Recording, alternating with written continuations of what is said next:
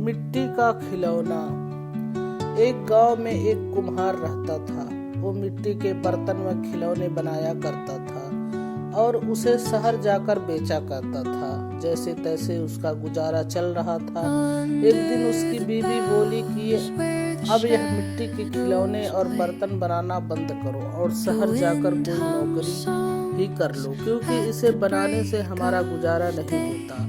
काम करोगे तो महीने के अंत में कुछ धन तो आएगा।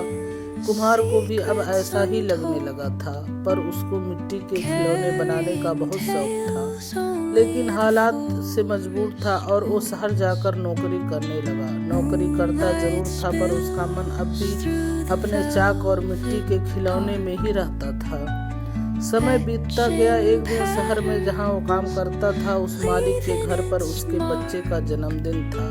सब महंगे महंगे तोहफे लेकर आए। कुम्हार ने सोचा क्यों न मैं मिट्टी का खिलौना बनाऊं और बच्चे के लिए ले जाऊं। वैसे भी हम गरीबों का तोहफा कौन देखता है। यह सोचकर वो मिट्टी का खिलौना ले गया।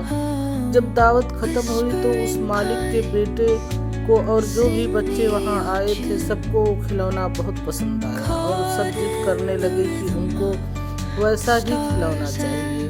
सब एक दूसरे से पूछने लगे कि यह शानदार तोहफा लाया कब। किसी ने कहा कि यह तोहफा आपका नौकर लेकर आया है। सब हैरान, पर बच्चों की जिद के लिए मालिक ने उस कुम्हार को बुलाया और पूछा कि तुम ये खिलौना कहाँ से लेकर आए हो, इतना महंगा तोहफा तुम कैसे लाए। कुम्हार यह बातें सुनकर हंसने लगा और बोला, माफ कीजिए मालिक, यह कोई महंगा तोहफा नहीं है, यह मैंने खुद बनाया है। गांव में यही बनाकर मैं गुजारा करता था, लेकिन उससे घर नहीं चलता था, इसलिए आपके यहाँ नौकरी करने आया हूँ। मालिक सुनकर हैरान हो गया और बोला कि तुम क्या अभी यह खिलौने और बना सकते हो बाकी बच्चों के लिए।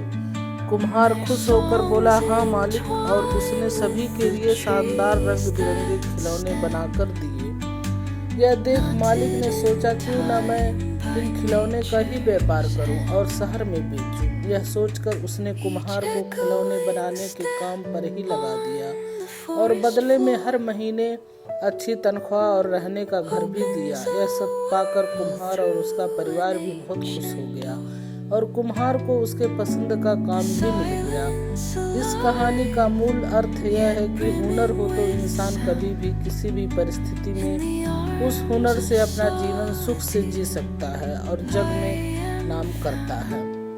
अपने हर सपने को सांसों में रखो, हर मंजिल को अपने बाहों में रखो, हर जीत आपकी है, बस अपने लक्ष्य को अपने आंखों में रखो।